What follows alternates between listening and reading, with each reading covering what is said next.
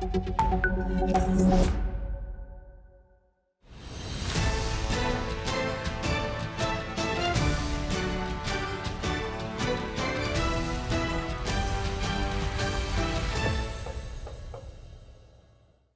and welcome, I am Thomas Porteous and you're watching Primetime Asia on NewsX World. Let's take a look at some of the top stories coming out of the region this hour. China's defense ministry says Japan would face a crushing defeat if it used force over Taiwan, after Prime Minister Takaichi said a Chinese attack could trigger a military response. Beijing says her comments have sparked a serious diplomatic row. Beijing firmly opposes the US approval of a $330 million arms sale to Taiwan, calling it a breach of the One China principle. The Foreign Ministry says the deal must be cancelled immediately. 2 crude bombs exploded near Dhaka airport days before the verdict in ousted Prime Minister Sheikh Hasina's war crimes trial. Hasina is being tried in absentia for a 2024 crackdown and remains in India after last year's ouster. ASEAN observers will investigate a landmine blast on the Thai-Cambodia border that has jeopardized a US-brokered truce. Thailand accuses Cambodia of planting new PMN2 mines and has suspended the ceasefire.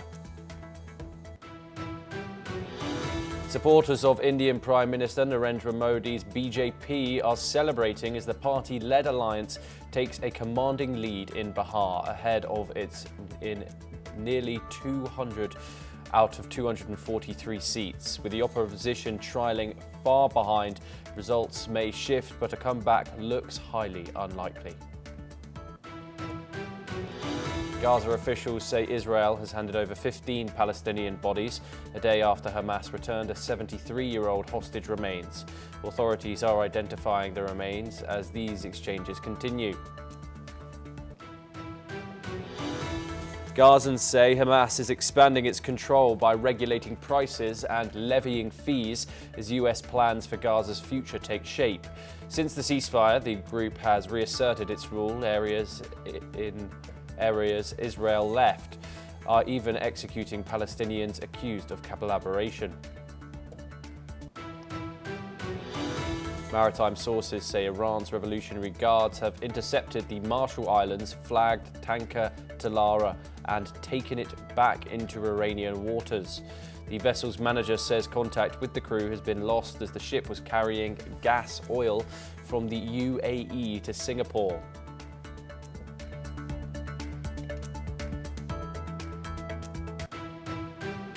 We of course start in the Indo-Pacific, and tensions between Japan and China escalate following remarks by Japanese Prime Minister Sanai Takaichi regarding Taiwan.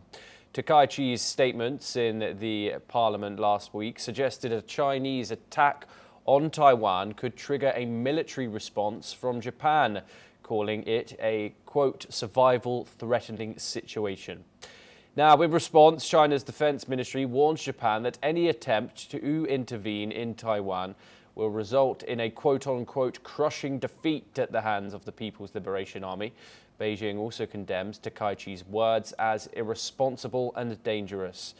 Now, in a sharp diplomatic move, Japan has summoned the Chinese ambassador Wu Jiangxiao to protest a threatening online comment by a Chinese consul in Osaka.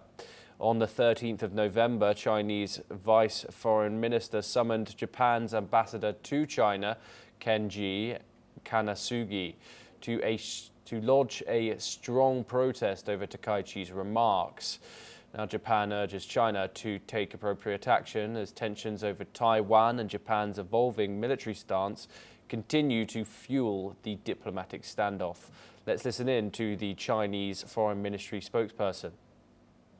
任何人妄想挑战中国人民的底线，必将遭到中方的迎头痛击，必将在14亿中国人民面前碰得中国人民用血肉铸成的钢铁长城面前碰得头破血流。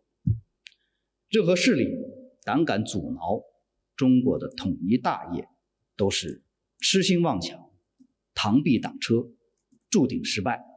一些日本政客和媒体刻意炒作，企图混淆视听、转移焦点，这是不负责任的。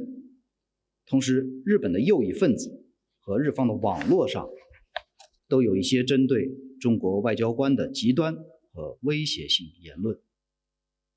We are now joined by Dr. Satoru Nagao. He's a fellow at the Hudson Institute, and he joins us live from the Japanese capital of Tokyo. Thank you very much, Dr. Nagao, for joining us here on the programme. Of course, just a mere 2 weeks ago, we saw the new Japanese Prime Minister, Sanai Takaichi, and Chinese President Xi Jinping shake hands in South Korea. Now relations seem to be deteriorating. What can you tell me about this ongoing situation and the possibility that it might escalate into something further? When the new leader sworn in, of course, China want to know, and that's why they met, and after that, they raised the tension to check her activity. Many media pointed that she is right-wing, hawkish, something like that. But at the same time, it is true that she is very moderate, completely opposite image in her policy in many cases. That's why view from China, China want to know the real reaction of the Japanese new prime minister. And in case of the Taiwan-related issues, this is a good chance for them to exploit it. Firstly, this remark itself is quite moderate because it is clear that if Taiwan, China will invade, of course, Japan is located 100 kilometers from Taiwan and ally of the United States.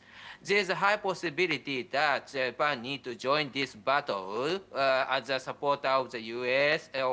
And in this case, automatically, Japan will be the side of the U.S., Taiwan, Philippines, these alliances. So that's why the Takaichi's comment mentioned about that there is a possibility that it will happen. This is not a hawkish comment, just a natural view, but just honest view. But China's reaction is the Consular General of the Osaka. The remark is very simple: cut her head. Cut her head means that leader's head. So that's why this is very outrageous, very strong as a diplomat's remark. So China intended to raise the tension to check the reaction of the hawkish Prime Minister of Japan. That is very good data for China to understand what kind of person Prime Minister Takaichi is. So that's why, of course, a moderate reaction could happen until now, but this is not the case. Prime Takaichi should be moderate, I believe. So in the LDP, the current ruling party, Japan is planning to declare the persona non grata. Persona non grata is simply push that foreigner who said to kill the PM Takaichi out of Japan. That is natural because of his remark. Yes, and of course, some quite aggressive language from coming out of Beijing towards Japan, saying that the Chinese defense and Chinese any attempt by the Japanese to get involved in Taiwan would result in a quote-unquote crushing defeat. What is your read into this kind of statements coming out of Beijing, especially in regards to Japan? Of course, this is uncomfortable. In Japan, the mood is a little bit surprise mood. But Japanese, they have the culture not express their emotions so honestly. So that's why the reaction is relatively silent. But this is not meaning Japanese are not angry about this. So we know because of the Japanese are familiar with such kind of reaction and the cultural base. So we can feel the anger in this society now against China. Because cutting the leader's head is unbelievable level of the rudeness, I think. So can Japanese diplomat say we will cut the head of Xi Jinping? We did not mention about it in the past, and it will not, I think, because we are polite. But if China has already said, so that's why something we need to do that. That is, I think. Yes, Dr. Satoru Nagao, thank you very much for joining us here on NewsX World. It's always a pleasure to have you on the programme. We, of course, stay in the Indo-Pacific, but move to South Asia. And the city of Mohammed Umar, the driver behind the explosive-laden car used in the deadly Delhi blast on November the 10th, has been demolished by security forces in Pulwama, Jammu and Kashmir. The demolition took place overnight between Thursday and Friday, and the investigation into the blast, which killed 12 people, is expanding across multiple states of India, including Kashmir, Haryana, Delhi and Uttar Pradesh. Two more suspects, including a medical college professor and student from Jammu and Kashmir, were detained in Uttar Pradesh. The Union government has ordered a forensic audit of Al Fala University in Faridabad, where several individuals linked to the case studied. Meanwhile, the Delhi police have reconstructed Umar's movements in the hours leading to the attack using footage from over 50 cameras. On the diplomatic front, India's Union Home Minister Amit Shah vowed strict punishment for those behind the attack, emphasizing India's unwavering fight against terrorism. Joining us now is Major General Gigi Davidi. He's an international relations and defense expert, and he joins us live from New Delhi. Thank you very much for joining us. What questions remain yet to be answered? Of course, we've had lots of information since this happened on Monday evening, to the shock of the entire nation. What questions are still the most crucial in this case? Well, Thomas, first and foremost, we need to understand this new phenomena, and then you will be able to get to what are the questions which still remain unanswered. The new phenomena is that now the terrorism activities are no longer confined to the lower strata, lower cadres, illiterate youth, but it has now graduated to the high intellectual community. And in this case, as you know, the number of doctors are involved, the institutions of higher learning are involved, and this is not only confined to the national capital region. They are unearthing these networks in the other part of the country which you rightly brought out. And not only that, there were reports that some doctors are involved in manufacturing ricin, which is a very, very poisonous substance, even more poisonous than the cyanide. So the point I'm trying to make is that now this is a plot which is still being uncovered, and it is a work in progress, because as more and more investigation, deeper investigation move in, you find that the people involved are almost in various parts of India. And now this is a very serious issue, because due to two very important factors. Firstly, as I mentioned, that the people involved are highly educated professionals and they are radicalized. That's a very serious sign. And the second point is that it is spread along various geographic regions, means it is not confined to one particular region. And the last point is that its handlers are overseas, whether in Turkey, Afghanistan, and of course Pakistan. And I think it is now a new phase that of terrorism we are seeing, but I have always called it the proxy war by Pakistan by various means, and this is now the new phase of proxy war that India is facing, and it's a very serious challenge when you put it along the Bangladesh emerging as a new front of the radicalized elements. Thomas. Yes, Major General Gigi Davidi, thank you very much. Do stay with us as we have further updates coming out of the region. We now move on. And in India, 8 persons have been killed and more than a dozen are injured after a car got crushed between 2 large container trucks that caught fire on a bridge along the Mumbai-Bengaluru Highway in Pune city. The horrific incident took place on Navale Bridge, which is prone to accidents. As per preliminary reports, the truck driver lost control due to a suspected brake failure on the bridge, and it hit a few vehicles on its way, including a minibus, before ramming into another big container.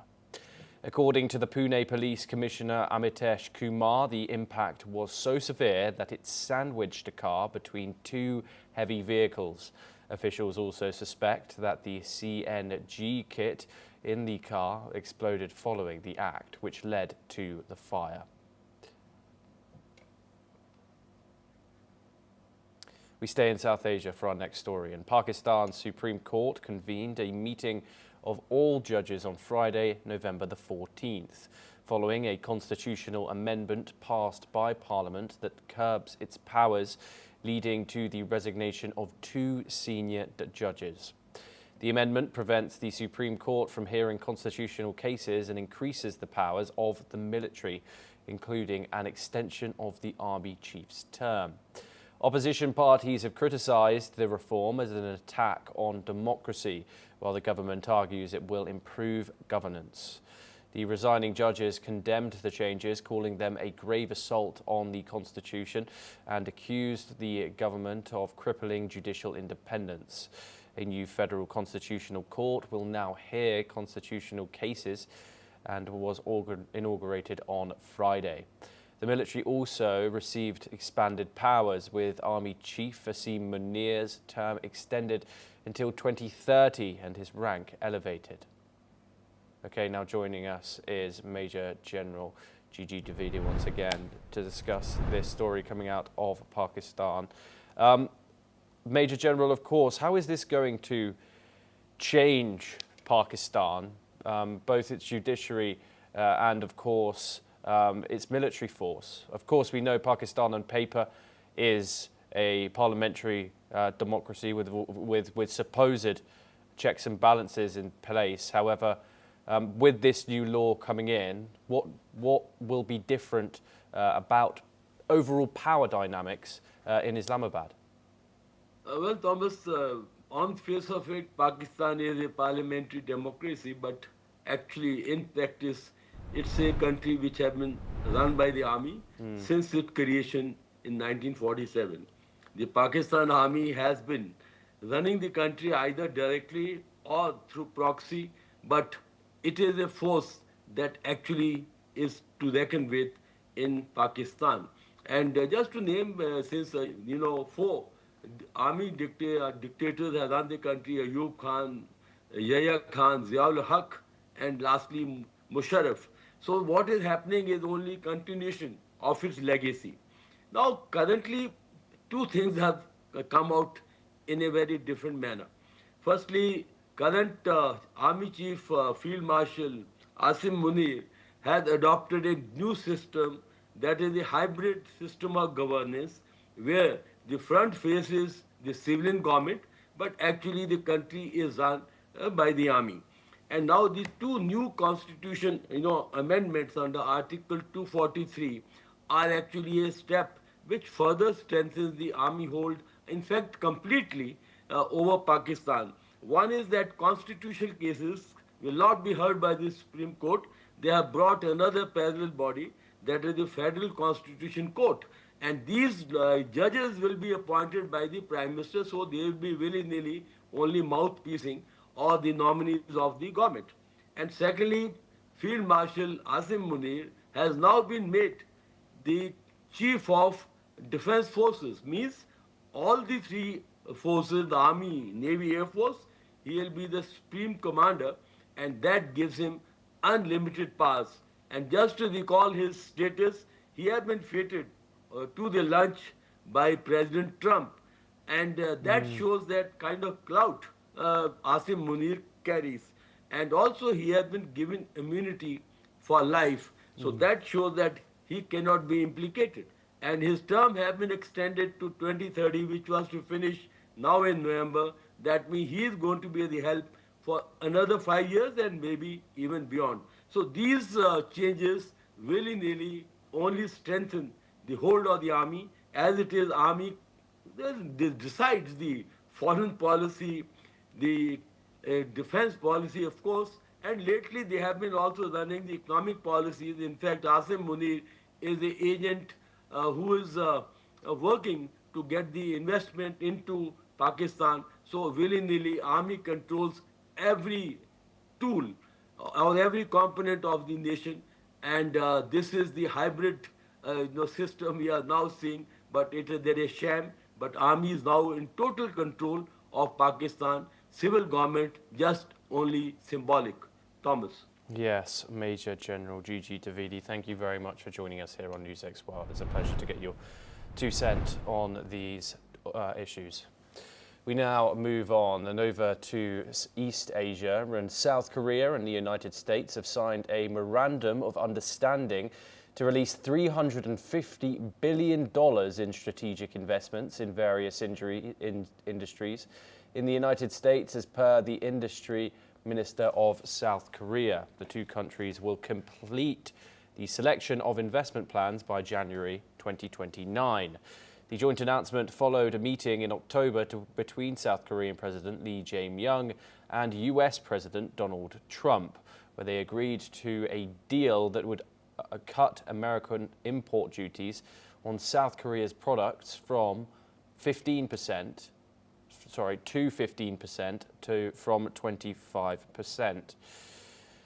The MOU lays out a schedule for the implementation of projects that will be scheduled and selected by the US president after consultations with South Korea, and Seoul is required to transfer funds within 45 days of the decision.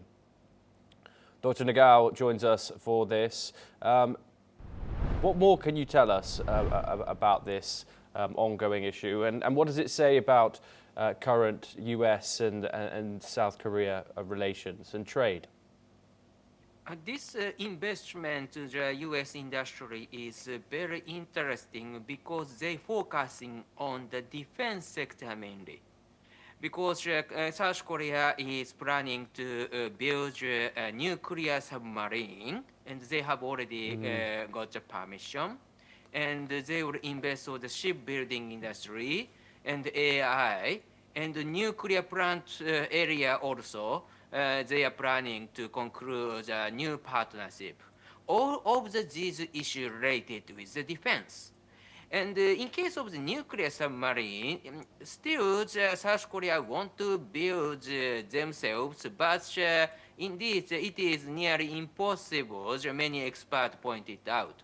So like the SNS message of the President Trump, there's a high possibility that South Korea will build a nuclear submarine in the United States. So that's why because of this, this is practical, and President Trump said it will build in Philadelphia. But anyway, these issues are direct link with the security. And South Korea also mentioned they will raise their defense budget to the 3.5% of the GDP. So that's why this is also the security issue. So this investment is not purely the business. This investment mainly focusing on defense, and of course it affects the military balance in this region. China will worry about this, but at the same time, China, Russia, North Korea alliance, all of these are watching the South Korea now. And of course, Japan is also affected from the South Korea. Of course, Japan is a friend of the South Korea. But if South Korea will possess a nuclear submarine, of course, Japan need to hurry to possess a nuclear submarine. They also talk about it just now. So that's why this is an age of the nuclear submarine in the Northeast Asia, and that will happen soon. Yes, Dr. Satoru Nagao, thank you very much for joining us here on NewsX World. It's a pleasure to have you. We now move on, but that is a wrap on Primetime Asia this hour. Keep watching NewsX World for more international news updates.